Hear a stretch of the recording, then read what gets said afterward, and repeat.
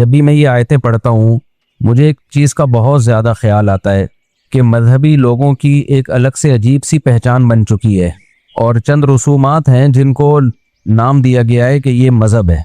चंद रसूमात को देखो, गैर मुस्लिमों की कोई रसूमात नहीं होती। जो गैर मुस्लिम से मेरी मुराद जो एथियस्ट टाइप के होते हैं और जो मुल्हिद होते हैं या लिबरल टाइप के होते हैं, उनके किसी महीने के साथ कोई रस्म नहीं है उनकी।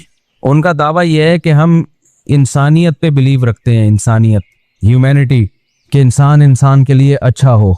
इस्लाम ने भी इसी को फोकस किया अलहम से लेके वन्नास तक, लेकिन इस्लाम ने इसको बहुत मजबूत अंदाज में बयान किया है। हवाई नारे नहीं लगाए हैं इस्लाम ने, हवाई बातें नहीं की हैं कि बस इंसानियत इंसानियत, बल्कि इस्लाम ने बताया कि इस्लाम नाम है रिलेशन का। अल्लाह से तुम्हारा रिलेशन मजबूत हो क्योंकि उसने तुम्हें बनाया है, उसके तुम पर एहसानात हैं। फिर इंसानों के साथ तुम्हारा रिलेशन मजबूत हो। इस टॉपिक पे तो मैं कई बार बात कर चुका हूँ, मुख्तसर करके आगे चलता हूँ कि तुम्हारा इंसानों से रिलेशन मजबूत हो। और फिर इंसानों में सबसे पहले आपके वालिदैन हैं, आपके बीवी बच्चे हैं, आपके बहन भाई हैं, पड़ोसियों के हुकूक दीगर लोगों से ज़्यादा हैं, जो आपका हम सफ़र है उसके हुकूक दूसरों से ज़्यादा हैं। फिर हुकूक में ये भी है कि आपकी विरासत, आपके जो ब्लड रिलेशन है उनको मिलेगी, खूनी रिश्तों को मिलेगी विरासत। फिर नान नफ़का किसका किसके ऊपर है। जो सेकुलर लोग हैं वो सारा बस गवर्नमेंट पे डालते हैं, ऐसा नहीं है इस्लाम में। आपका भाई माजूर है तो गवर्नमेंट के जिम्मे नहीं है उसको पालना, आपके जिम्मे उसको पालना। वअलल वारिसी मिस्लु ज़ालिक, कुरान ने साफ ऑर्डर्स दिए हैं, अहकाम दिए हैं। तो ये भी तो इंसानियत ही है ना। लेकिन आप हैरान होंगे, मजहबी तबके का जो मेजॉरिटी इस वक्त है उस तबके में आपको चंद रसूमात नजर आएंगी। मिसाल के तौर पर मुहर्रम में काले कपड़े, रबीउल अव्वल में बत्तियां लगाना, हलवे मांडे और कुछ अपने प्रोग्राम करना। फिर 40वां आता है मुहर्रम के बाद, सफ़र में जो 40वां आता है उस पर छुट्टी, वो चंद अपनी रसूमात हैं, उसमें कुछ प्रोग्राम्स होते हैं। यानी मुख्तलिफ किस्म के प्रोग्राम्स का नाम इस्लाम बन चुका है, कुछ मजहबी रसूमात का नाम। हालांकि आप अलहम से लेके वन्नास तक कुरान उठाओ, खुदा की कसम ला इलाहा इल्लल्लाह, इंसानियत के अलावा कुछ मिलता ही नहीं है आपको इसमें। वो इंसानियत आज मार्केट में शॉर्ट हो रही है, वो ख़त्म हो रही है इंसानियत। वजह पता है क्या है? इंसान बनने के लिए ना, इंसान बनने के लिए अपनी ख्वाहिशात को कुर्बान करना पड़ता है, और ख्वाहिशात मजहबी रसूमात को अदायगी पे मजबूर करती हैं आपको। वो रसूमात जो मजहब ने नहीं बताई, जो हमारी पैदा करना है, तो मज़ा आता है इंसान को इंटरटेनमेंट चाहिए, तफरी चाहिए। अगर उसे आप फिल्मों ड्रामों से, गानों बजानों से रोक दोगे तो मजहब ही में इंटरटेनमेंट तलाश करेगा। फिर वो मजहब ही में तफरी तलाश करता है। अब मजहब में तफरी तलाश करने के लिए उसको मजहब का लेबल लगाना पड़ता है। भाई आप कोई कंसर्ट कर रहे हो, कोई म्यूजिकल शो कर रहे हो, है तो ये भी तफरी, लेकिन आप इसमें मजहब का लेबल लगा सकते हो? बोलो, नहीं लगा सकते। आप वैसे ही हलीम पका के खा रहे हो, मजहब का लेबल लगा सकते हो? नहीं लगा सकते। तो मजहबी लोग बेचारे कहाँ जाएंगे? उनकी तो जिंदगी अंधेरी हो जाएगी। तो उन्होंने क्या किया, मजहब के लेबल लगा के एंटरटेनमेंट का एक सामान, जैसे कव्वाली है, एंटरटेनमेंट है। काकड़ दिन्ना होता है ना कव्वाली में, मैं बयान में कहता हूँ ना काकड़ दिन्ना होना चाहिए। इस पे क्या मतलब काकड़ दिन्ना का? कव्वाली जब चलती है स्लोली, शुरू में मजा नहीं आता, बोरिंग होते होते फिर वो जोश में आता है, फिर काकड़ दिन्ना हो जाता है, डिंग टड़क डिंग करके शुरू हो जाता है हिसाब किताब, फिर मजा आना शुरू होता है, फिर लोग झूमते हैं, नाचते हैं, है वो भी एंटरटेनमेंट। लेकिन उस एंटरटेनमेंट में क्या है? कोई अहले बैत की तारीफ होगी, या खुदा की हम्दो सना होगी, या पैगंबर की सल्लल्लाहु अलैहि वसल्लम की तारीफ होगी। तो अब है एंटरटेनमेंट, लेकिन उसमें मजहब का तड़का लगाने के लिए वही म्यूजिकल प्रोग्राम है, वही म्यूजिकल शो है, वही हिलना जुलना है, थरकना है, जो इंसान चाहता है कि थोड़ा सा कुछ मस्ती होनी चाहिए। लेकिन मजहब का तड़का लगाने के लिए उस पे अहले बैत की तारीफ डाल दी, नबी की तारीफ डाल दी, या अल्लाह की हम्दो सना डाल दी, ताकि उसको मजहब का लेबल भी लग जाए और मजा बॉलीवुड वाला आ जाए। मजा कौन सा है? वही जो गाने बजाने और थरकने में आता है। आज मजहब इसी चीज का नाम रह गया है। आप तबलीगी जमात के बुजुर्गों को जाके देखो, कोई जिंदगी में ना इस तरह की एंटरटेनमेंट नहीं है। आपको ऐसा लगेगा दुनिया में सबसे ज्यादा खुश के लोग हैं, ये खुश के लोग हैं, लेकिन रातें जिंदा हैं तहज्जुद से, इशराक, अवाबीन, दुआएं, तिलावत, नमाज, रोजे। सहाबा की सीरत देख लो आप, सहाबा की आप सीरत देख लें तो उस सीरत में ये हमें एंटरटेनमेंट नजर नहीं आएगी। जनाब प्रोफेसर गामदी साहब ने सहाबा के दौर में किसी गुलकारा को साबित करने की कोशिश की है कि मुगन्नियाँ थी, वो नाच गाने करती थी। हालांकि वो मुगन्नियाँ तरन्नुम से अशार पढ़ा करती थी, तो उसको उन्होंने गाने से ताबीर कर दिया और सहाबा के दौर की सिंगर बना के गामदी साहब ने पेश कर दिया उसको। तो वो आमदी साहब हैं भाई, वो बड़े लोग हैं, कुछ भी कर सकते हैं, क्या ख्याल है, कोई पूछने वाला है नहीं। तो अब क्या है कि जो इस्लाम की रूह है ना वो बिल्कुल मिलियामेट होती चली जा रही है, रूह खत्म होती चली जा रही है। आप मुहर्रम में देख लो क्या हो रहा होता है, लोग मरसिया लगा के घूम रहे होते हैं। फिर रबीउल अव्वल में ऐसी नातें आ रही हैं जो म्यूजिक के साथ, और बिल्कुल उनका उतार चढ़ाव ऐसा है कि खड़े खड़े आदमी को थरकने का दिल करना शुरू कर देता है। वही अपनी ठरक जो बॉलीवुड की थी वो नात लगा के, बरेलवियों में भी बहुत से उलमा इसके खिलाफ हैं, मैं किसी मसलक को बुरा नहीं कह रहा, बहुत से बरेलवी उलमा खुद कहते हैं कि ये गलत है, ये नातों का ये स्टाइल, लेकिन इसके पीछे जज्बा क्या है? एंटरटेनमेंट। तभी मैं चीख चीख के थक गया भाई। एंटरटेनमेंट और बहुत सारे तरीकों से हो सकती है जो जायज हैं, लेकिन उस पर मजहब का लेबल मत लगाओ। मजहब ने एंटरटेनमेंट से थोड़ी मना किया है, जायज एंटरटेनमेंट रखो ना भाई, दौड़ो भागो, स्विमिंग करो, घुड़सवारी करो, शादी भी तो एक एंटरटेनमेंट है, शादी कर लो तरीके से।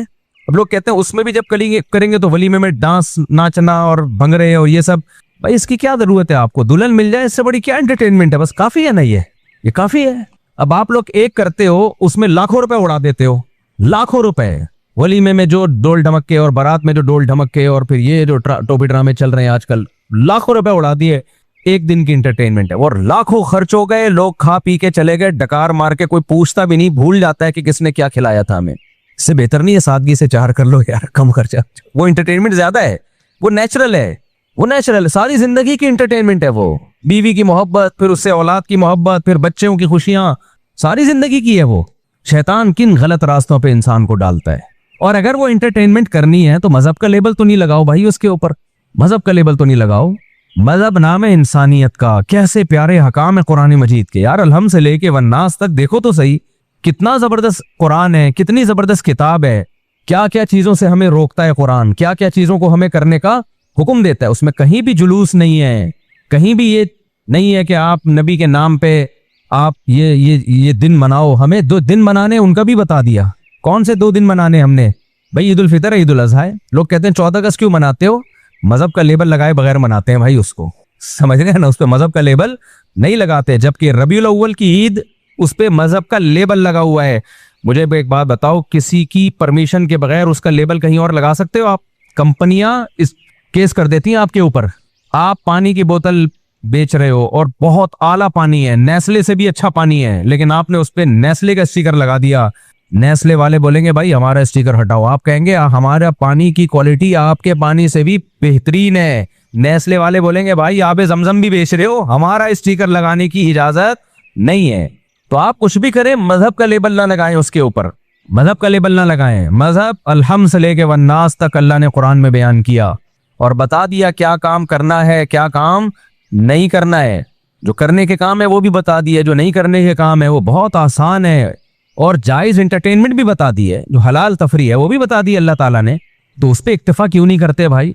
मालकुम ला तर्जून लिल्लाहि वक़ारा वक़द खलक़कुम अतवारा। पैगंबर अपनी कौम को कहा करते थे तुम अल्लाह की ताजीम क्यों नहीं पहचानते? अल्लाह जब तुम्हें हुक्म दे रहा है ये करो तो क्यों नहीं करते? जब मना कर रहा है कि ये मत करो तो क्यों नहीं मना होते? आप बताओ, जितने पैगंबर दुनिया में आए हैं सब पैगंबरों ने अपनी कौमों को क्या दावत दी है? उनके अकीदे खराब थे तो उनको बोला ये अकीदा दुरुस्त कर लो। उनके आमाल खराब थे, कुछ नाप तोल में कमी किया करते थे, उनको बोला नाप तोल में कमी मत किया करो। कुछ क्या कर झूठ बोलते थे, उनको झूठ से रोका। कुछ अमानतों में खयानत करते थे, उनको अमानतों में खयानत से रोका। कुछ लड़कों से बदफेली करते थे, उनको बदफेली से रोका। जिना से रोका, माँ बाप की नाफरमानी से रोका, रिश्तेदारी तोड़ने से रोका। तमाम आसमानी किताबों की बेसिक तालीमात यही है, और ये आज हमारी सोसाइटी में नजर नहीं आएंगी। आप प्रोग्राम कर रहे हैं, उससे पड़ोसियों को तकलीफ हो रही है उस प्रोग्राम से। उधर हदीस में आ रहा है कि जो पेट भर के खाए और पड़ोसी भूखा सोए वो मोमिन नहीं है। और आपने इतनी तेज आवाज से कोई प्रोग्राम लगाया हुआ है कि वो सो नहीं सकता साथ वाला आपके, आप अपनी आवाज उसको सुना रहे हैं। और जब आपसे कहा जाता है, कहते हैं अच्छी बात है भाई, सबको सुननी चाहिए। जबरदस्ती सुनाना कहाँ से अच्छी बात? मैं जब यहाँ मस्जिद में आया तो मैंने कहा भाई जुम्मे की जो तकरीर होगी ना वो हमारी इस माइक पे, स्पीकर पे नहीं होगी, बाहर का स्पीकर ऑफ होगा। बाज लोगों ने एतराज किया कि इस बहाने बहुत से लोग आपका बयान सुन लेते हैं। मैंने कहा भाई जो नहीं सुनना चाहता वो भी तो सुन लेता है ना क्यों जबरदस्ती? मैंने कहा भाई इस्लाम से इसकी परमिशन लेकर आओ कि इस्लाम ने ये कहा हो कि जबरदस्ती अपनी बात लोगों के कान में ठोसो, ये कहाँ है इस्लाम में? परमिशन ले आओ तो हम कर लेंगे। थाने से परमिशन मिल भी जाए तो इतनी परमिशन काफी नहीं है। पहले परमिशन किससे मिलना जरूरी है? अल्लाह से। अच्छा, यहाँ मजहबी लोग एक गड़बड़ ये करते हैं कि जब आप खुद शरीयत के खिलाफ काम कर रहे हो तो आप फिर उस पे मजहब का लेबल लगाते हो कि तुम्हें हक सुनने से तकलीफ होती है, अजान की आवाजें माइक पे होनी चाहिए, स्पीकर पे होनी चाहिए, लेकिन इतनी तेज आवाज कर देना माइक की कि आपकी मस्जिद के करीब दूसरी मस्जिद है, आपकी अजान की आवाज आपके महल्ले को भी क्रॉस करके दूर दूर तक जा रही है। भाई उस महल्ले के लिए वो वाली मस्जिद काफी है, उनकी अजान की आवाज वो सुन लेते हैं। आपकी अजान की आवाज एक लिमिट होनी चाहिए, जो आपके मस्जिद के इर्द गिर्द के लोग हैं वहां तक आवाज पहुंच जाए, बस इतना काफी है। किसी मस्जिद में अमल होता है इस पर? इतने जोर जोर के भोंपू लगाते हैं ना, कान फटना शुरू हो जाते हैं। लेकिन जब आप मुअज्जिन को या मस्जिद की इंतजामिया से कहो भाई ये स्पीकर को थोड़ा स्लो कर लो, आवाज पहुंच जाती है। पहले जमाने में मुअज्जिन ऐसे चीखा करता था जोर से, उसकी आवाज से कान के पर्दे नहीं फटते थे। अब तो टेक्नोलॉजी ने तरक्की की है, आप वॉल्यूम जितना चाहे बढ़ा दो, इतना बढ़ा दो कि ऐसा लगे कि किसी ने धमाका किया, एटमी बम, कोई बम फटा है, बढ़ा सकते हो आप। तो मुअज्जिन क्या करते हैं? फुल। कई बार हमारी मस्जिद में ऐसा हुआ, फिर मैंने मुअज्जिन को समझाया, मैंने कहा वॉल्यूम आहिस्ता करो भाई, बच्चे डर के उड़ जाते थे, इतनी एकदम जोर से आवाज। तो क्यों भाई इतनी पावरफुल आवाज क्यों रखी है? अब मजहबी लोग इसमें गड़बड़ क्या करते हैं, जब उनको कहा जाए, महल्ले पड़ोस वाले आके बोले थोड़ा सा वॉल्यूम क्या करें, स्लो करें, क्योंकि दूसरा महल्ला जहां से शुरू हो रहा है तो उनको उनकी मस्जिद की आवाज पहुंच जाती है, आप अपने महल्ले तक रखें। तो पता है क्या जवाब होगा? लो, आजान की आवाज से तुम्हें तकलीफ हो रही है, अल्लाह का नाम सुनने में तुम्हें तकलीफ हो रही है, तुम तो इस्लाम से ही खारिज हो, मैं तो और बढ़ाऊंगा ताकि तुम जैसे शैतानों को तकलीफ हो। और फिर हदीसें भी सुनाते हैं कि शैतान जो है अजान की आवाज सुन के भागता है नफरत से, तो तू तो शैतान है, अजान की आवाज सुन के भाग रहा है। अब ये आप कुरान और सुन्नत का नाजायज फायदा उठा रहे हो, ये आप क्या कर रहे हो? कुरान और सुन्नत का गलत फायदा। इसी तरह मुअज्जिन बहुत लंबी लंबी अजानें भी देते हैं, ये भी गलत है। इतनी लंबी अजान, अल्लाह, देखो खींचने की तो कोई इंतहाई नहीं है। लफ्ज अल्लाह पे मद नहीं है, लफ्ज अल्लाह पे मद। हमने मुफ्ती रशीद अहमद साहब रहमहुल्लाह ताला के यहाँ मैंने 7-8 साल अजान दी है, हजरत ने कहीं लफ्ज अल्लाह को एक अलिफ से ज्यादा खींच लिया ना, जैसे अल्लाहु अकबर, ये था हमारी अजान का तरीका। फिर दोबारा अल्लाहु अकबर, बस समझ में आ रही है बात?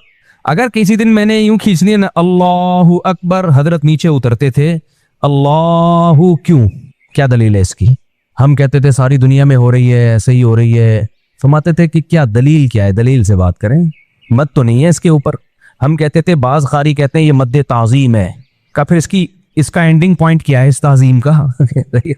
खींचता ही रहे सारा दिन, सांस के तजर्बे करते रहे यहाँ बैठ के। तो हजरत इस मद्दे ताजीम के कायल नहीं थे। फरमाते मद वही है जो कुरान से साबित है ना, जो हरूफ मद्दा के बाद अगर हमजा आ रहा है या वक़फ़ आ रहा है तो वहां मत करना जायज है, ये तजवीद का कानून है।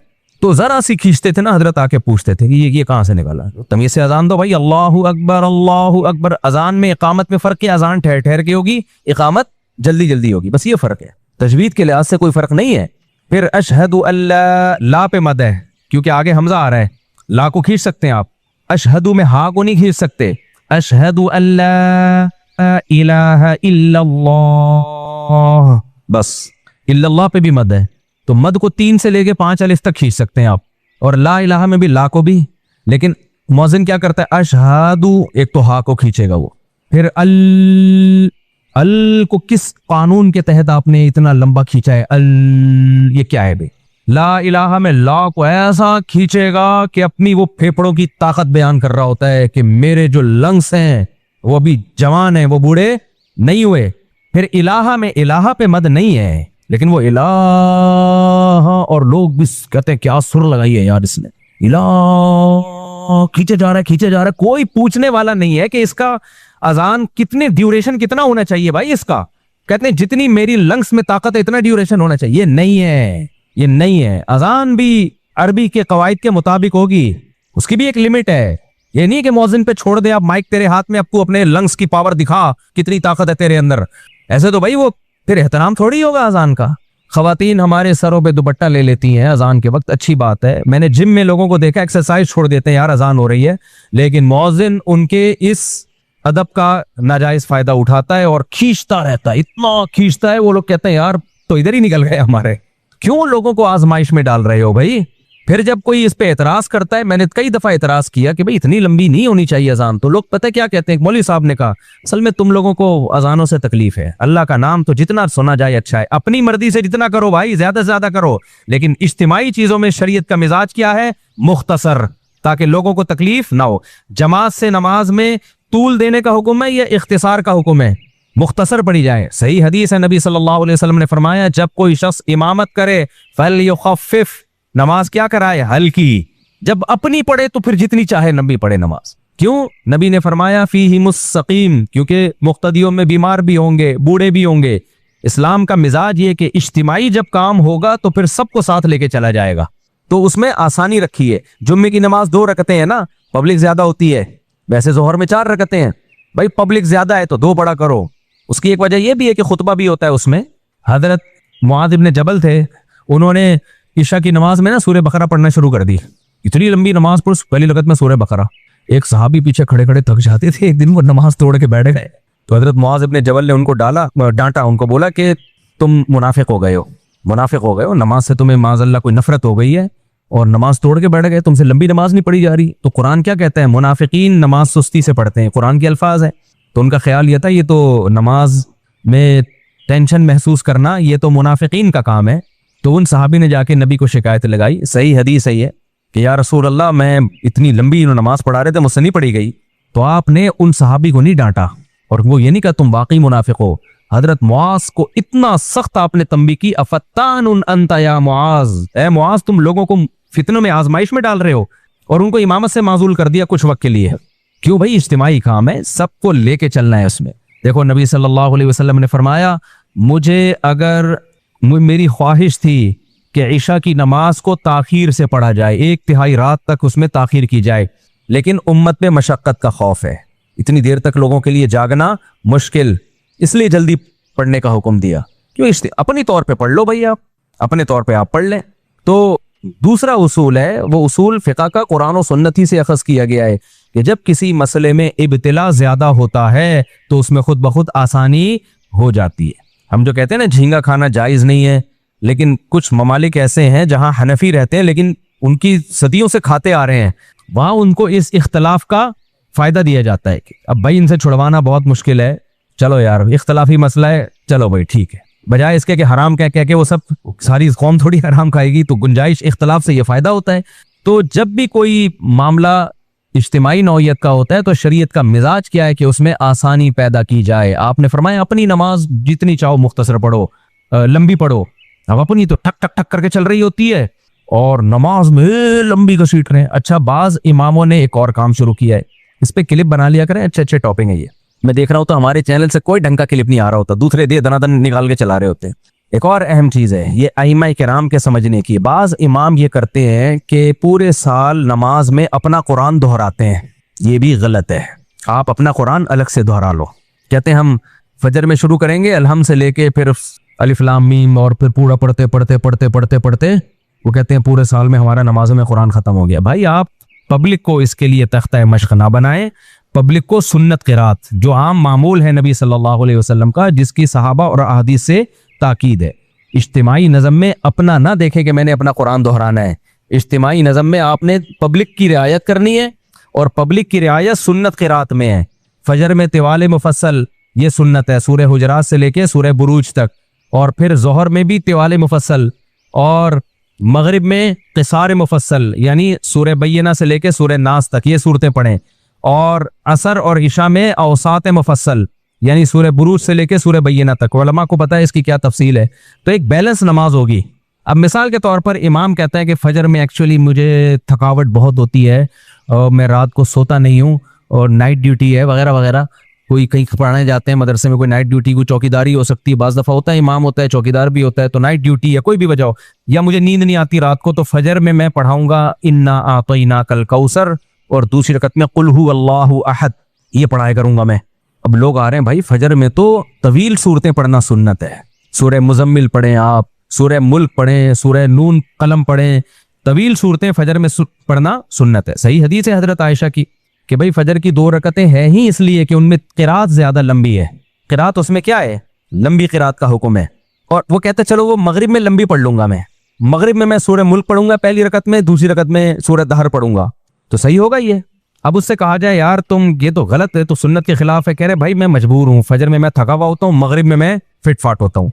भाई ये आपका हेडेक है, आप इमाम मत छोड़ दें। फिर इज्तिमाई नज़म में सबको लेके चलना पड़ेगा, पब्लिक की रियायत करनी पड़ेगी आपको। आप थके हुए हैं या नहीं, कभी कभार हो गया तो चलो ठीक है, नॉर्मली ये ठीक नहीं है। नॉर्मली भाई आप फजर में तिवाले मुफस्सल लंबी किरात करेंगे, आप मगरिब में आप क्या करेंगे, मुख्तसर किरात करेंगे, जोहर में भी लंबी किरात करेंगे आप। कभी कभार होता है तो चलो ठीक है।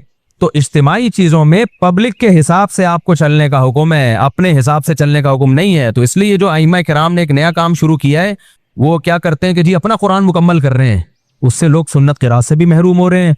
उससे जो नमाज मुख्तसर होनी चाहिए वो बाज़ दफ़ा लंबी हो रही होती है, जो लंबी होनी चाहिए वो मुख्तसर हो रही होती है। इमाम साहब बाज़ दफ़ा अटक भी रहे होते हैं, पीछे से लोग लुकमे दे रहे होते हैं। भाई क्या कर रहे हो यार तुम। अब देखो मस्जिद में जब तरावी की नमाज हो रही हो, मस्जिद में तरावी की नमाज, तो तरावी की नमाज में क्या है, पूरा महीना में कुरान खत्म किया जाए ताकि बैलेंस रकतें हों, तमाम किस्म की पब्लिक पढ़ सके। अब किसी कारी को कह रहे नहीं मैं 6 रोजा तरावी पढ़ूंगा ताकि मेरा कुरान खत्म हो जाए, और मुझे बहुत सारे मसरूफियतें काम है तो मैं 10 रोजा पढ़ूंगा, 6 रोजा पढ़ लें, आप घर में पढ़ लें, आप ठीक है ना, आप तंबू लगा के अलग से पढ़ लें, शादी हॉल में पढ़ लें। मस्जिद जो महल्ले वालों की मस्जिद है उसमें सबकी रियायत की जाएगी, उसमें 27वीं को या 29वें कुरान खत्म होगा ताकि सब लोगों का। अब उसमें भी बाज इमाम ये कर रहे होते हैं कि जी हमारी मस्जिद में 6 रोजा होगी, 10 रोजा होगी। भाई आप अपने घर में करो, क्योंकि बाकी लोगों ने जो तरावी पढ़नी है वो फिर कुरान से महरूम हो जाएंगे। हर आदमी के तप्पड़ नहीं है वो 10 रोजा तरावी पढ़े या 6 रोजा तरावी पढ़े, उसकी टांगें जवाब दे जाती हैं, वो फिर कुरान से महरूम हो जाता है। तो ये एक मिजाज है इस्लाम का। ये मैं इतनी सारी मिसालें इसलिए दे रहा हूं ताकि इस्लाम का मिजाज समझ में आए, और के इज्तिमाइयत में लोगों की रियायत आपको करनी पड़ेगी। तो उसी में अजानों का भी है भाई। ये जो मौज़िनीन बहुत ज्यादा अजानें खींचते हैं, तो मैं अजान का बता रहा था, अशहदु अल्लाह इलाहा, इलाहा में इलाहा नहीं है, इलाहा इल्लल्लाह, आगे लफ्ज़ अल्लाह को खींच सकते हैं क्योंकि वक़फ़ आ रहा है आगे। अशहदु अन्ना मुहम्मद रसूलुल्लाह में क्या गलती होती है, अशहादु में हा को पहले खींचेंगे, फिर अन, इसकी भी कोई एंडिंग पॉइंट नहीं है, अन्ना है भाई, बस इतना काफी है, इतना ही है इस्लाम में, अन्ना नहीं है। फिर अन में घुमाएगा, बहुत ऊंचा नीचा करेगा उसको, पर अन्ना बस। फिर आगे मुहम्मदन, मुहम्मद में मीम पे तशबीह है, तो अब ये नहीं कि मुहम्मद, ये किस उसूल के तहत। तो मुअज्जिनीन कहते हैं भाई अजान के कोई उसूल नहीं होते, जिस तरह से खूबसूरत बन रही है बनाओ, ना ना ना ना ना, ये तो फिर कोई और किसी और तरह से उसमें चाशनी डालने की कोशिश करेगा, कोई और तरीके से। अजान अरबी जबान में है, तो जो कलाम जिस जबान में होता है उसी के कवायद और ज़ाब्तों का उसमें ख्याल करना पड़ता है। समझ रहे हो कि नहीं समझ रहे। इंग्लिश में जो लफ्ज जैसा अंग्रेज पढ़ते हैं वैसा ही है। आप कह सकते हो आजकल के अरब तो ऐसे ही अजाने दे रहे हैं, तो अरबी आज की जबान नहीं है, 1400 साल पुरानी जबान है। तो जो इल्म लुगत के माहिर लोग हैं उन्होंने जो ग्रामर मुरतब की है वो आज के अरबों को देख के नहीं की है, वो 1400 साल पहले की अरबी जबान को देख के की। आज के अरब भी उस उसूल के पाबंद हैं, अगर वो उसमें गलती कर रहे हैं तो उनका कौल हुज्जत नहीं है। ऐसे तो मिस्र के अरबी जो है वो अल्लाहु अकबर को अल्लाहु अचबर बोलते हैं, मैंने खुद सुना है और बारहा सुना है। मिस्र के जो अरबी आते हैं ना हज करने के लिए, उम्रा करने के लिए, तो मैंने बहुत दफा में सुना है अल्लाहु अचबर। अब आप कहो क्योंकि वो भी तो अरब हैं, तो भाई वो अरब हैं, लेकिन आज उनके लबो लहजे सऊदिया वालों के भी चेंज हो चुके हैं, मिस्र वालों के भी चेंज हो चुके हैं, मस्कत वालों के भी चेंज हो चुके हैं। तो वो भी पाबंद हैं कि जब कुरान और सुन्नत वाली अरबी बोलेंगे तो वो उन उसूल और ज़ाब्तों के पाबंद होंगे, उन उसूल और ज़ाब्तों के वो पाबंद होंगे। तो अशहदु अन्ना खींचते चले जाते हैं, मुहम्मद कोई एंड नहीं है, वही अपने लंग्स की ताकत बता रहा होता है। फिर रसूलुल्लाह में रसूलुल्लाह, ऐसे ये रसू को कोई मद नहीं है, इस पे किस बेस पे खींच रहे हो आप। गो के कुछ उलमा ने फतवा दिया है कि जायज़ है, और दलील निकाली है कहीं से कारियों के कलाम से कि ये मद ताज़ीमी है, लेकिन कहीं हमें मिलता नहीं है। ये बहुत कमजोर कौल है, और मान लो ये सही कौल है, इसकी इंतहा क्या है, बस ये बता दो आप, इसको जब्त कैसे करेंगे। वो रसूल को ताजीम में खींचता चला जाता है, अपने फेफड़ों की ताकत दिखा रहा है वो, तो मौज़िनों को छोड़ दिया जाएगा जितना मर्जी खींचो आप। तो रसूलुल्लाह खींचते चले जाए, फिर हय्या अलस सलाह में हई पहले इसको खींचते हैं, ये भी जायज नहीं है भाई। हई क्यों, हय्या है, हय्या अरबी में लफ्ज क्या है, जब किसी को बुलाया जाता है हय्या, हय्या नहीं है, यहाँ कोई तुक ही नहीं बनता मद का। फिर अलस सलाह को आलस सलाह पढ़ेंगे, तो अजीब ही अजानों में इसको तो फोकस किया जा रहा है कि किस मौज़िन की अजान खूबसूरत है। जिन्होंने अजान सिखाने के इदारे खोले हैं वो भी खूबसूरती को तो फोकस कर रहे हैं, कवायद और जवाबित को बिल्कुल भी फोकस नहीं कर रहे। इसका नुकसान क्या है कि मौज़िन को जब खड़ा कर दो आप माइक के सामने तो वो जाने और उसका माइक जाने और उसके फेफड़ों की ताकत जाने। तो एक दो दफा तो अजान बहुत अच्छी लगती है यार, मस्जिद में बड़ी प्यारी अजान हो रही है, दो चार दफा के बाद लोग फिर एहतराम करना छोड़ देते हैं। लोग कहते हैं भाई बहुत लंबी अजान होती है कि नहीं होता एहतराम इंसान से, और फिर कोई एहतराम ना करे तो उसको मना किया जाए कि यार एहतराम करो। तो कौन सा फर्ज है एहतराम करना, वो फतवे देने पे आ जाता है। तो फर्ज वाजिब नहीं है लेकिन शायर इस्लाम तो है ना अजान, उसकी एक बहुत बड़ी वैल्यू है अजान की। और फिर दूसरी बात ये शुरू कर देते हैं कि जो नहीं कर रहे होते फिर वो जब एहतराम, तो भाई इतना लंबा एहतराम करे कौन यार, ये तो बहुत लंबी अजान खींचते हैं ये। जब उनको समझाया जाए हाँ फिर लोग कुछ फतवा लगा देते हैं। वो कहते हैं यार अजान तो मुख्तसर दिलवाओ, तो कहते हैं लो तुम्हें अल्लाह के नाम से नफरत है। तो भाई ये शरीयत का आप यूज क्या कर रहे हो, गलत यूज। मैं जहाँ पहले रहा करता था मैं खुद बहुत लंबी अजान देता था, फिर मुझे तंबी की मुफ्ती रशीद अहमद साहब ने, तो मैंने वो छोड़ दी लंबी अजानें। तो वहां भी यही था, मैं अजान देता था लोग बड़ी तारीफ करते थे, बहुत खींचता था मैं, बहुत लंग्स की ताकत पूरी लगा के ना इतना लंबी अजान। तो एक दो दफा में तो बड़ी पसंद आई। फिर मुझे याद है कुछ लड़के बैठे हुए थे, कहने लगे यार हम लोग बदमाश लोग हैं और ऊट पटांग बातें कर रहे होते हैं, आपकी अजान इतनी लंबी होती है, हम चाहते हैं अजान का एहतराम करें, यार थोड़ा मुख्तसर कर दिया करो। अब देखना लोग इस पे कहेंगे अच्छा ये जो लौंडे लपाड़े हैं इनकी रियायत में मुख्तसर अजानें हो रही हैं। ना ना ना, उन लौंडे लपाड़ों में भी इतनी फहम है कि अजान का हम क्या करें, एहतराम। तो उनके अंदर ये एहतराम रहने दो, ये एहतराम उनसे लौंडा लपाड़ापन भी छुड़वा देगा। लेकिन एहतराम ही शॉर्ट हो गया तो ये नहीं होगा। तो इसलिए मौलाना अशरफ अली थानवी रहमहुल्लाह ताला बार बार एक बात कहा करते थे अपने बयानात में कि इस्लाम का ये हुक्म नहीं है कि आप लोगों को तकलीफ से बचाएं, सिर्फ इतना काफी नहीं है।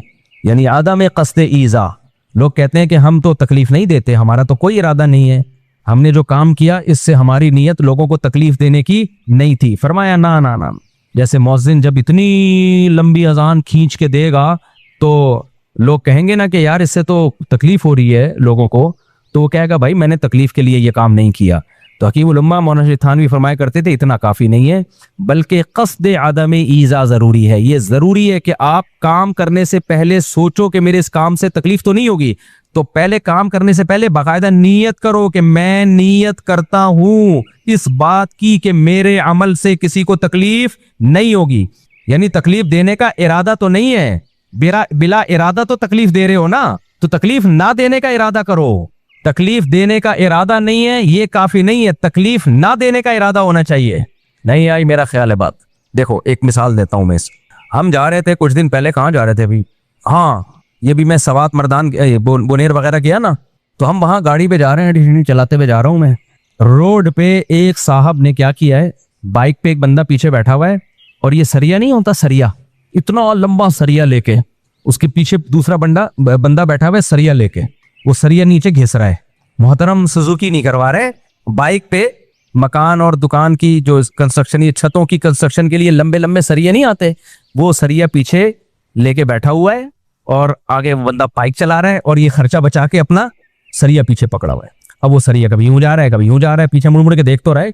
अब हम तो गाड़ी में थे पीछे, हमने बड़ी एहतियात की क्योंकि गाड़ी का टायर अगर सरिये पे आ गया तो वो तो गिरेगा, गाड़ी गिरे ना गिरे वो बाइक वाला तो गिरेगा। सामने से एक और बाइक वाला आ रहा है, ये बुनेर का वाकया है, सामने से एक और बाइक वाला आ रहा है। क्या हुआ कि इस आदमी का जो पिछला वो जो जब बाइक उसने मोड़ी है तो सरिया उधर को चला गया। अब जब उधर गया तो उसका पहिया आया सरिये पे और वो स्लिप होते होते खतरनाक तरीके से बचा है। वो बच के ना, वो भी पठान गुस्से में उतरा, पीछे मुड़ के अभी देख रहा है वो निकल चुके थे, इंजॉय करते हुए जा रहे हैं और सरिया यूं यूं स्लिप हो रहा है। उनकी बला से पीछे कोई मरे कोई जिए, हम भी इतनी मुसीबत में कि यार कहां से निकालें भाई। अब आप उस सरिये वाले को पूछ लो जो सरिया लेके जा रहा है कि तुम ये क्यों लेके जा रहे हो, इसलिए ताकि लोग बाइकों पे गिरें, तुम्हारा ये इरादा है क्या गाड़ियों के टायर इसके ऊपर आए तुम्हारा भी सर फटे या किसी और का सर फटे, तुम्हारा ये इरादा है? तो वो क्या कहेगा, नहीं भाई हम इसलिए नहीं लेकर आए कि हम लोगों को बाइकों से गिराएं, लोगों के सर फाड़ें, हम इतने बुरे नहीं, हम मुसलमान हैं, हम सब ने कलमा पढ़ा है ला इलाहा इल्लल्लाह और ये दीन हमारे अंदर मोहम्मद रसूलुल्लाह नबी के तरीके पर ये दीन कैसे आ जाए, और हम सब क्या है, मुसलमान। तो मैं क्यों इरादा कर सकता हूं? तो भाई फिर ये बाइक पे क्यों लेके जा रहे हो? भाई मेरा इरादा तकलीफ पहुंचाने का नहीं है, पैसे बचाने का है। तो इतना काफी नहीं है, आपका इरादा तकलीफ पहुंचाने का नहीं है, लेकिन बिला इरादा आप तकलीफ पहुंचा रहे हो। वो एक बाइक वाला तो हमने देख लिया जो स्लिप होते होते बचा है, वो पीछे मुड़ के देखा तो वो इतनी जा चुके थे, वो कहाँ जाता उनके पीछे? फिर कर क्या लेता? वो दो थे और उनके पास सरिया भी था, ये कर क्या लेता? और वही सरिये से उसका सर फड़ना था, कर क्या लेता? उसने भी उसी दुआ शुक्र अदा किया, चलो बच गया ना, चलो निकल लो भाई अब। और ये तो हमने देख लिया, पता नहीं कितने ऐसे होंगे, और हो सकता है आगे जाके कोई गिर भी गया हो, लेकिन आए दिन ये कराची में भी आप देख लो ये होता है। तो ऐसे मौके पे अगला क्या कहता है, आप जब उसको पकड़ेंगे, भाई मेरा इरादा किसी बाइक वाले को गिराने का नहीं है, तो भाई शरीयत में ये नहीं है कि तकलीफ देने का इरादा नहीं था, काम से पहले आपको तकलीफ ना पहुंचाने का इरादा करना है। आप जब बाइक पे सरिया लेके बैठे तो आप सोचो, आप पहले इरादा करो, मैं इरादा करता हूं कि मैं ये जो बाइक पे सरिया लेके घर तक जा रहा हूं, मैं इरादा करता हूं कि मेरे इस अमल से किसी को तकलीफ ना हो। तो अगला कहेगा आप जब ये इरादा कर रहे हो तो भाई ये काम ऐसा है जिससे लाजमी तकलीफ होगी। ये ऐसे ही जैसे कोई कहे चरस पीने से मैं ये इरादा करता हूं कि नशा ना हो, भाई होगा नशा, लिहाजा चरस छोड़नी पड़ेगी आपको। शराब पीने से आप इरादा कर रहे हो, आपने शराब पी, नशा हो गया, टुन घूम रहे हो। अब कोई कह रहा है कमबख्त ये तो हराम है, आप कह रहे हो मैंने शराब नशे के लिए नहीं पी है, वो तो मैंने शराब की नीयत की थी, नशे की मेरी नीयत नहीं थी। तो हम क्या कहेंगे, भाई जब भी कोई चीज पियो, पीने से पहले नीयत करो कि मैं बाकायदा इरादा कर रहा हूं कि इस चीज के पीने से नशा ना हो, और चूंकि इस चीज के पीने से नशा होगा लिहाजा आप ये चीज पी नहीं सकते आप। तो बाइक पे जब आप ऐसे सरिया लेके जा रहे हो, इससे लोगों को तकलीफ होगी, आप कितनी एहतियात करो। वो भाई हम तो बहुत एहतियात कर रहे हैं, भाई बेहतियाती हो सकती है कि नहीं हो सकती? हो सकती है बेहतियाती। और इतना कंट्रोल किसका होता है कि वो अचल में ये लेके निकलते हैं कि लोग खुद कंट्रोल करेंगे, क्योंकि लोगों ने भी तो अपनी जान बचानी है, जैसे हम कंट्रोल कर रहे थे।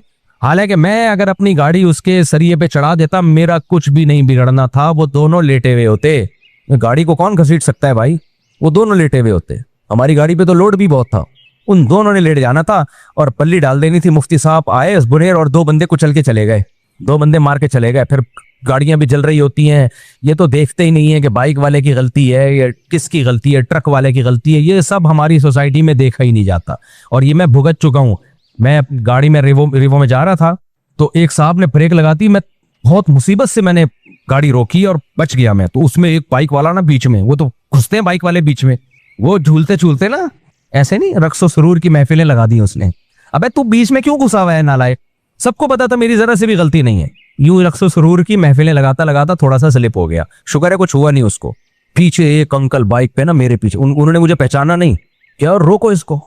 तो वो 4-6 आदमी और आए, रोको। जब मुझे देखा तो उन्होंने सॉरी वारी तो फिर भी नहीं की, बस चले गए कि चलो छोड़ो यार।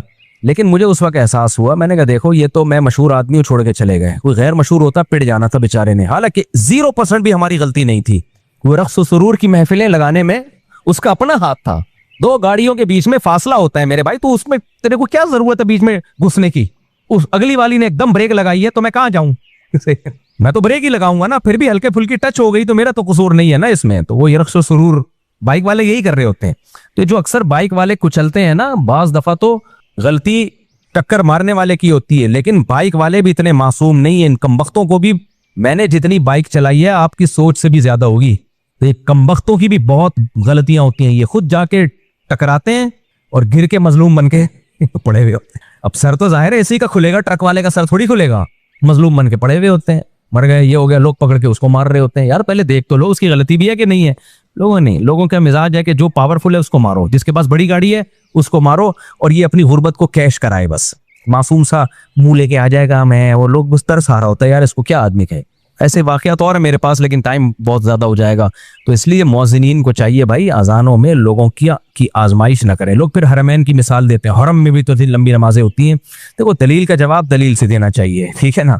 हरम में जो लंबी अजानें होती हैं उस पर भी बाज अरब उलमा को इश्कालात हैं। बाज अरब उलमा की तहरीरें मैंने खुद पढ़ी हैं, उनको वहां पे भी इश्काल है कि भाई इतनी लंबी अजान साबित नहीं है। और बिलफर्ज हरम में हो भी रही है तो हरम की बात ही कुछ और होती है। हरम में तो जाते ही लोग अजान सुनने के लिए हैं, तो आप अपनी मस्जिद को, अंडा मोड़ की मस्जिद को हरम पे कयास ना करें। आप वहां तो अलग माहौल होता है, तो उस पे आप अंडा मोड़ और बाकी दुनिया की मस्जिदों को कयास ना करें। तो ये भी है कि भाई अजान में भी एतदाल जरूरी है। मौज़िन अपनी आवाजों की खूबसूरती के लिए माइक जब उसके हाथ में आ गया तो वो जो खींचता है, मैंने अक्सर देखा है, जब मैं किसी बयान में जाऊं, कोई प्रोग्राम हो, कोई जलसा हो, गए बयान में कारी साहब को बिठा दिया कि पहले तिलावत कलाम से इस महफिल का आगाज होगा। कारी साहब जो बैठे हैं ना, पुलिस भी नहीं उठा पा रही उसको। मैं घड़ी देख रहा हूं कि यार मेरे बयान का टाइम आधा घंटा है और उसमें सिर्फ 15 मिनट रह गए हैं। बाय एयर इतना लंबा सफर करके हम गए हैं, अब बोल भी नहीं सकते। लोग कहेंगे लो भाई तिलावत से नफरत है। कारी लोगों की वाहवा देख रहा है, पढ़े जा रहा है, पढ़े जा रहा है। वो भी कैसे अच्छे पढ़ते हैं, गलत नहीं पढ़ते, खींचे जा रहा है, खींचे जा रहा है। एक दफा ऐसा ही हुआ, कहीं इधर नाजाबाद में कोई बयान था, मुझे बुलाया, मेरे पास बहुत शॉर्ट टाइम था, मैंने कहा चलो चले जाते हैं यार। मैं चला गया, बुखारी साहब को बिठाया, वो मेमोरी नहीं छोड़ रहा, वो पढ़े जा रहा है, पढ़े जा रहा है। फिर मैंने बीच में टोक दिया, मैंने कहा भाई बस स्टॉप। तो नहीं, रुक ही नहीं रहा था ना, रुक ही नहीं रहा था। मैंने कहा सारा वक्त तो कारी साहब ही निकाल लेंगे, या तो महफिल क़िराअत हो, फिर तो जितना लंबा पढ़ो, क्योंकि लोग आए ही कुरान की तिलावत सुनने के लिए। महफिल है बयान की और तिलावत आपने इतनी लंबी। तो उसमें अब मेरा तरीका यही है कि मैं जब जाता हूं तो पहले मैं कह देता हूं भाई कारी साहब तिलावत कुल हुवल्लाहु अहद, बस इससे ज्यादा नहीं करना। बाकी फिर जब हमारा मूड होगा हम आपको बुलाएंगे, लंबी तिलावत हम आपसे सुनेंगे। नात वाले भी ये कर रहे होते हैं, लंबी नात शुरू कर देंगे, इतनी लंबी नात, ये सब। अच्छा, लोग भी तकलीफ में होते हैं, तो ये भी तो ईज़ाए मुस्लिम है, किसी को तकलीफ देना है। लेकिन इस तकलीफ पे लेबल अच्छा लगाए, बुरा लेबल लगाए, अच्छा लेबल, कुरान सुना रहे हैं भाई, जबरदस्ती का सुनाना ये भी तकलीफ है। वो नहीं सुनना चाह रहा, आप क्यों जबरदस्ती सुना रहे हो उसको? तो इन तकलीफों को तकलीफ समझा ही नहीं जाता हमारी सोसाइटी में। एक और मसला, जब बात चल पड़ी है तो मिसालें ही देता रहता हूं ना मैं तो वो मिसालें देता हूं जो हाजिर सर्विस मार्केट में चल रही हैं तकलीफ पहुंचाने की, लेकिन उनको तकलीफ नहीं समझा जाता। मुझे ये बहुत भुगतना पड़ता है। कहीं बयान में बुलाया मेरे बयान के लिए, अब लोग मेरा नाम सुन के आए, वरना वो नहीं आते। बहुत से लोग ऐसे होते हैं जो भाई हमें लाइक करते हैं, हमारा नाम यूज होगा तो आएंगे, नहीं होगा तो नहीं आएंगे। बाज लोग किसी और को लाइक करते हैं तो वहां मेरा नाम ले लो तो वो नहीं आएंगे। ये तो हर मशहूर जो शख्सियत होती है उसके साथ ऐसा होता है। अब आपने लेबल लगा दिया जी मुफ्ती तारिक मसूद साहब का, तो हमारे जितने भी फैन फॉल थे वो सारे इकट्ठे हो गए, पूरे शहर से आ गए कि मुफ्ती साहब सुभान अल्लाह, मुफ्ती उनका ख्याल में। अब वो जो कंपेयरिंग कर रहा है ना, होस्ट है कम बहुत 1.5 घंटे का वो बयान कर देता है।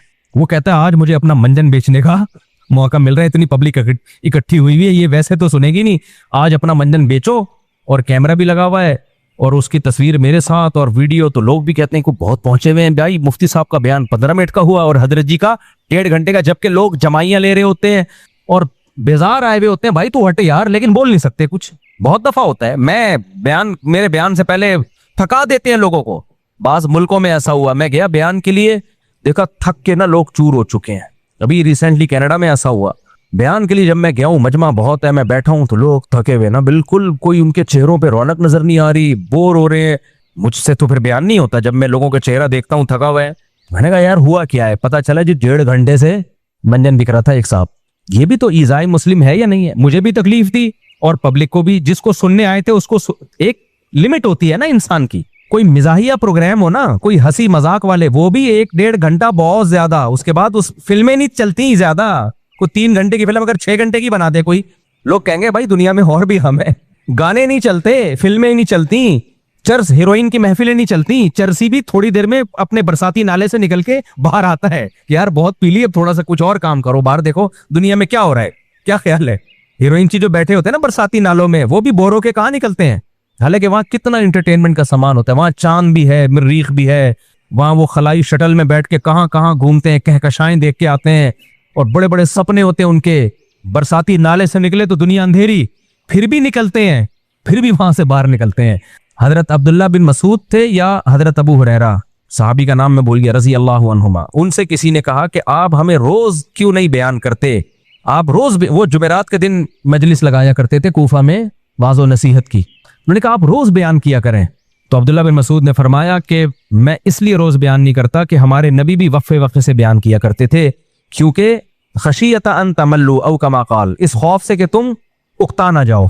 नसीहत सुन सुन के भी इंसान उकता जाता है। हर वक्त ही बातें बातें बातें, नसीहत, ये नहीं करो वो करो, ये अच्छा है ये बुरा है, हर वक्त आदमी, इससे भी वो इंसान की तबीयत में उकताहट है, लामहदूद सलाहियत नहीं है इंसान की, उकता जाता है वो, फिर नसीहत असर करना बंद। बाज माँ बाप की आदत होती है हर वक्त बच्चों को नसीहतें करते रहते हैं, हर वक्त नसीहत का प्रोग्राम, बेटा ऐसे नहीं करते, बेटा ऐसे करते हैं, बेटा ऐसे नहीं करते, बेटा ऐसे करते हैं, बेटा ऐसे नहीं करना चाहिए, बेटा ऐसे है। तो बच्चा कहते हैं मेरे अब्बा कि बस ऑटोमेटिकली घर में आता ही ऑटो पे आ जाते हैं, बटन दब जाता है और नसीहत के प्रोग्राम कैसेट की तरह, तो उस बच्चे पे नसीहत असर करना खत्म। भाई कभी कभार अच्छा लगता है, एक दफा बिठा के समझा दो, बेटा ये वॉशरूम में जब बाहर निकलते हैं पानी अच्छी तरह बहा के आता, दूसरे को मत दिखाओ। मुझे तो एक दफा मेरे बड़े भाई से चमाट पड़ा था, मुझे हमेशा याद रहे। छोटा बच्चा था, वॉशरूम गया, पानी बहाया था, लेकिन वॉशरूम में लोग पानी बहाने का मतलब क्या होता है कि कहीं दूर तक भी असरात नजर ना आए उसके। लोग समझते हैं सिर्फ, अभी मैं क्या डिटेल में जाऊं, भाई ऐसा गायब करो मार्केट से लगे कोई थक गया ही नहीं यहाँ सदियों से, ऐसा होना चाहिए सफाई।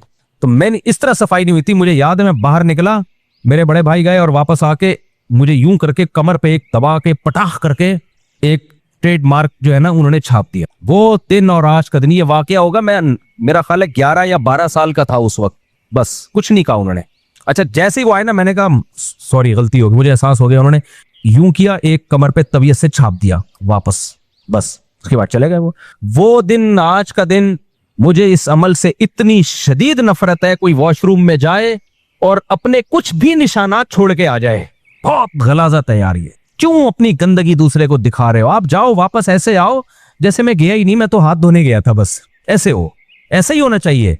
मस्जिदों के वॉशरूम देख लो इज्तिमाई, जब आप उसमें घुसोगे वापस आओगे, आदमी घंटा तक, तो नाक तो चलो बदबू तो आपके कंट्रोल में नहीं है, अच्छा एग्जॉस्ट होने चाहिए, एग्जॉस्ट फैन होना चाहिए, हर वॉशरूम में एग्जॉस्ट फैन होना चाहिए। भाई बदबू कहाँ जाएगी आप जब तक बाहर नहीं निकालोगे उसको, उसका भी इंतजाम नहीं होता। तो ये भी तो आप तकलीफ दे रहे हो कि नहीं दे रहे? कई दफा ट्रैवलिंग होती है, हम बाज दफा किसी के घर ठहरते हैं ना, मेजबान हमें ठहराते हैं, मुफ्ती साहब हम हमारे घर ठहर, अब तो मैं होटलों में ठहरना शुरू हो गया, भाई तेरे घर ठहरूंगा। तो वॉशरूम का बड़ा मसला होता है। क्या होता है जी, वॉशरूम बिल्कुल कमरे के साथ, और सर्दियों में इतनी साइलेंट होता है ना, यानी इतनी खामोशी, ठंडे इलाकों में तो ऐसा ही है। और वॉशरूम और आपका जो सोने का कमरा है, बैठक है जो इज्तिमाई, वो बिल्कुल क्या है, मिले हुए। और वॉशरूम में कोई एग्जॉस्ट भी नहीं है। मेरे से नहीं सोया जाता भाई ऐसे कमरे में, क्योंकि हम वही वॉशरूम, दरवाजा खुलेगा बदबू तो इधर ही आएगी, उसी कमरे में कैसे सो जाए आदमी? एग्जॉस्ट हो तो पता है भाई हवा उधर ही जा रही है बाहर, लेकिन एग्जॉस्ट नहीं होता, तो ये तकलीफ होगी कि नहीं होगी? जो भी मेहमान आएगा उसको बोलेगा। और फिर खामोशी की वजह से वॉशरूम का यूज कितना मुश्किल है। सब लोग यहाँ बैठे हुए, एक दीवार के पीछे आप बैठे हुए हो, जरा कोई सी भी आवाज आई लोग समझेंगे उसी की आवाज है। तो घर बनाते हुए ये पहले से सोच लो। अब जिन्होंने ये किया उनका मेहमान को तकलीफ देने का इरादा था, बल्कि मेहमान को राहत पहुंचाने का इरादा था कि वॉशरूम साथ ही हो, यहाँ हजरत जी सोएंगे और यहीं जाके कार्रवाई करके आ जाएंगे। उनका तो इरादा था तकलीफ से बचाना, लेकिन बचाया तकलीफ से क्यों? उनका इरादा नहीं था तकलीफ देने का, लेकिन तकलीफ से बचाने का पहले से इरादा भी नहीं किया। अगर घर बनाते हुए पहले इरादा करते कि हम ये इरादा करते हैं कि हमारे घर कोई मेहमान आए तो उसे कतअन तकलीफ ना हो, तो तकलीफ के जितने असबाब हैं उस पर कमेटी बिठाते कि भाई देखो कोई मेहमान जब यहाँ आके ठहरेगा तो किस किस तरीके से उस मेहमान को तकलीफ हो सकती है, उन तकलीफों के तमाम असबाब को दूर किया जाए। फिर उसमें यह भी सबब आता भाई एग्जॉस्ट फैन होना चाहिए, नंबर 2 खामोशी का कोई हल होना चाहिए, या थोड़ा फासले से वॉशरूम बनाया जाए, वगैरह वगैरह। तो ये अंग्रेज सोचता है ये सब चीजें, फिर अफसोस होता है यार, फिर तो वो ज्यादा अच्छा मुसलमान हो गया ना, उसके अकीदे खराब हैं, उसके नजरियात दुरुस्त नहीं है। वरना इस्लाम भाई यही इस्लाम चाहता है जो जापानियों में है, यानी अमल के लिहाज से, अकीदे के लिहाज से नहीं, अमल के लिहाज से तो फिर वो हमसे अच्छे हो गए ना। फिर तो लोग सही कहते हैं यार वो सिर्फ कलमा पढ़ ले तो हम ज्यादा अच्छे मुसलमान हैं, बिल्कुल सही कहते हैं। हमारे यहाँ इन चीजों का ख्याल ही नहीं है। मैंने तो कभी नहीं देखा अमेरिका में कोई सरिया लेके जा रहा हो और लहराता हुआ यूं यूं करके झूमता हुआ, रोड इधर से लोग मर रहे हैं, गाड़ियों को इतना लोड किया हुआ होता है, इधर से सामान निकल रहा है, इधर से भी निकल रहा है। गन्ने के जब खेतों की कटाई होती है ना, तो गन्ने लोड होते हैं ट्रकों पे। मैं अपने बच्चों को लेके एक दफा पिकनिक पे, तफरी पे निकल गया, ऑल पाकिस्तान टूर पे। अब तो सिक्योरिटी के मसाइल इतने बहुत मुश्किल हो गया, पहले निकल जाया करते थे। तो वो ट्रक लाइन से आगे जा रहे हैं, रास्ता ही नहीं मिल रहा, ना इधर जाओ ना इधर जाओ, पूरा ना बदमाशों की तरह रोड ऐसे खोल के चल रहे हो। भाई क्या कर रहे हो यार, हम क्या इंसान के बच्चे नहीं है, हम क्या पाकिस्तानी नहीं है? घंटों तक हम उन ट्रक के पीछे आहिस्ता आहिस्ता चलते रहे हैं। फिर एक खुला डुल्ला रोड आया, फिर जाके कहीं साइड से खतरों से खेलते हुए कि कहीं इधर उधर गिर ना जाए, हमने कहा फिर निकाली है गाड़ी। तो ये सारी मिसालें हैं मेरे भाई कि आपने इतना काफी नहीं है कि आपका इरादा तकलीफ देने का नहीं था, बल्कि आपने तकलीफ ना देने का काम शुरू करने से पहले बाकायदा इरादा करना है। गाड़ियां पार्क करने में भी यही उसूल है, पार्क करके चले जाते हैं, बंदा तलाश करते रहो, कोई गाड़ी मुड़ ही नहीं पा रही, वहां से गली के नुक्कड़ पे आपने गाड़ी खड़ी कर दी, मोड़ते रहो, फिर वो बंदे को तलाश करते रहो, फिर वो आएगा, एक हल्का सा सॉरी करेगा और गाड़ी हटा देगा।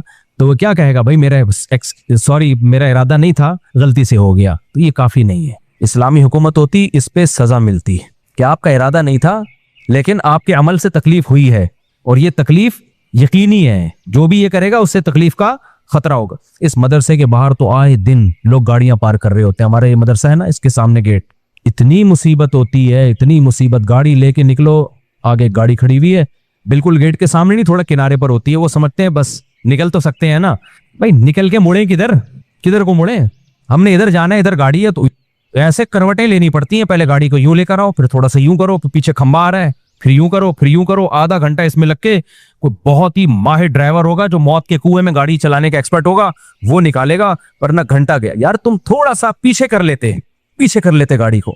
मैंने अपने घर के बाहर लिख के लगाया हुआ, गाड़ी पार्क करना मना है। आप देख लें, यहाँ बड़ा बड़ा लिखा हुआ है, गाड़ी पार्क करना मना। हर वक्त गाड़ी नजर आएगी, और मेरी गाड़ी के अलावा होगी वो। अब 24 घंटे तो गार्ड सर पे नहीं खड़े हुए ना, जब गाड़ी नजर आती है फिर तलाश करते हैं कैमरों से कौन बंदा है। सिक्योरिटी थ्रेट्स भी तो हो सकती है ना, सिक्योरिटी मसाइल भी तो हो सकते हैं। फिर बंदे को तलाश करो, आधा घंटा उसमें लगेगा, फिर अंकल से बहस करो, कहेंगे बेटा कहीं जगह नहीं मिल रही। ये हमारा हेडिक तो नहीं है ना, आपको कहीं जगह नहीं मिल रही, आपको अपने घर में सोने की जगह नहीं है, ये थोड़ी कि हमारी गैलरी में आके सो जाओ आप। ये जगह नहीं मिल रही थी, मेरी बीवी ने मुझे खाना नहीं दिया तो मैं आपके घर आके खाना खा रहा हूँ। अब भाई आपका मसला है। घर खरीदने से पहले सोचना चाहिए था कि जब मैं गाड़ी खड़ी करूंगा तो कहाँ खड़ी करूंगा। ये सब चीजें, लोग किराए पे घर ले रहे हो या घर खरीद रहे हो तो ये पहले सोचो। लोग नहीं सोचते, कहते हैं ले लो सस्ता मिल रहा है, गाड़ी गफ्फार साहब के घर के सामने खड़ी कर देंगे, फिर जब वो फट्टा करेगा तो जमशेद के घर, फिर जमशेद से 1 महीना फट्टा चलेगा सत्तार के घर, सत्तार से झगड़ा चलेगा वसीम के घर। जितने नाम पाए जाते हैं ना वो सारे नाम खत्म हो जाएंगे, और आपका उस दौरान किराए का एग्रीमेंट खत्म, आप दूसरा घर तलाश कर रहे हो। ये चल रहा है क्या मार्केट में। हमने अपने शेख हजरत मुफ्ती रशीद अहमद साहब रहमतुल्लाह अलैह को देखा। मैं पहली दफा ऐसी पार्किंग देख के हैरान हुआ था। हजरत के हम जाते थे, बाइक खड़ी कर देते थे ना, हम बयान सुनने जाते थे, बाइक जब हम खड़ी करते थे तो गली फिर भी चौड़ी थी, बहुत सारी गाड़ियों के जाने का रास्ता था। हजरत फरमाते थे दीवार से बिल्कुल चिपकाओ। हम कहते थे भाई रास्ता तो है, फरमाते रास्ता है लेकिन खुला नहीं रहेगा, तंग रास्ता रहेगा, गाड़ियां गुजर तो जाएंगी लेकिन टेंशन होगी ना। तो जब इतनी जगह है, आप गाड़ी को बाइक को दीवार से चिपका सकते हो तो कम से कम जगह घेरो ना, ताकि लोगों के लिए ज्यादा से ज्यादा जगह मिले, खुला डुल्ला रोड मिले। इतनी सख्ती करते थे इस पे। कोई कार लेकर आया, चिपकाओ बिल्कुल दीवार से, बिल्कुल दीवार से। और हम क्या देखते थे, पेंडुओं की तरह जो भी आ रहा है गाड़ी खड़ी की, बाइक बहुत ज्यादा ख्याल इसका कर लेंगे कि गाड़ी के गुजरने की जगह हो, और वो भी एक गाड़ी के। अगर 2 आपस में आ गई हैं और 8-10 बाइक वालों ने ऐसा कर लिया तो फिर वो ट्रैफिक पुलिस वाला बीच में लाके खड़ा करना पड़ता है। वो पहले उसको रोकेगा, इधर आ भाई तू यहां से निकल, क्या जरूरत है यार, तुम्हारे पास जगह थी, तुम थोड़ा सा बाइक को उठा के चिपका देते दीवार के साथ। हमारे यहाँ भी ऐसा ही होता है, आए दिन फड्डे हो रहे होते हैं। जब बयान होता है तो बाइकों वालों की इतना रश होता है। हमारे पड़ोसी ने बताया भाई हम तो घर से बाहर निकलना मुश्किल हो जाता है।